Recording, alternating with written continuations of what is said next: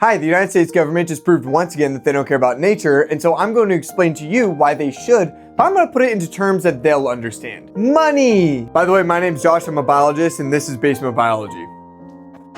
Today we'll be discussing the economic value of ecosystem services. And if you don't know what ecosystem services are, they're basically anything that benefits human life directly or indirectly from an ecosystem, including food, water, air, shelter, things that keep us alive. Now, with these comes monetary benefits, and this is what they care about. Now, these ecosystem services produce up to $140 trillion per year globally, which is also more than 1.5 times the global GDP. Now, the Global Commission on the Economy and Climate has stated that the greatest economic value of ecosystems does not derive from products like oil or rare earth minerals, but from ecosystem services. Now, for comparison's sake, the oil industry only provides about $4.3 trillion annually, which is only 3% of $140 trillion. $4.3 trillion is a lot of money, but it is so small compared to what we get from our ecosystems. Now, for example, leading forest specialists have stated that a conserved, well-maintained forest is valued at about $6,000 per hectare.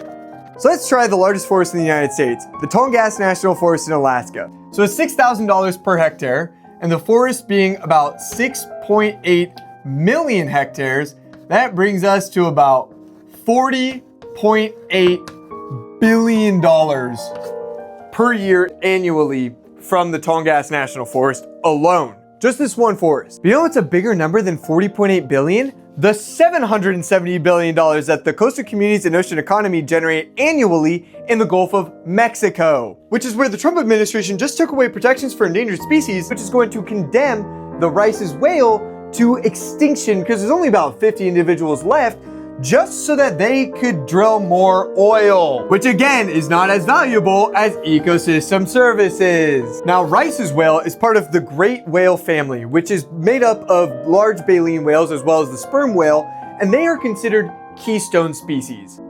If you don't know what a keystone species is, it's what it sounds like. They are species that are key to the health of the ecosystem in which they live. So, healthy keystone species, healthy ecosystem. Now, if an ecosystem was to lose their keystone species, the ecosystem would rapidly degrade or collapse fully. Now, how does one species hold up the health of an entire ecosystem? Because of trophic webs. You have to remember that everything is connected. And when something wrong happens to this species, it creates a trophic cascade, otherwise known as a domino effect, through the entire ecosystem. If you don't know what this looks like, just look up what happened with the southern sea otter in the California kelp forest or the gray wolves in Yellowstone National Park. We've seen this before, and let's just say it does a lot more harm than it does good. So long story short, if you don't want to see an entire ecosystem collapse, or what they really care about, lose out on the $770 billion that the fishing industry, the tourism industry, waste treatment, damage control for natural disasters, or the other million ways that the ecosystem provides us money or saves us money in the surrounding Gulf of Mexico, then leave it the fuck alone. And if that wasn't enough for you, please consider that the Global Committee for the Economy and Climate has estimated that bold climate action could generate at least an additional $26 trillion a year annually. Again, a lot higher than 4.3. Fuck. Thank you.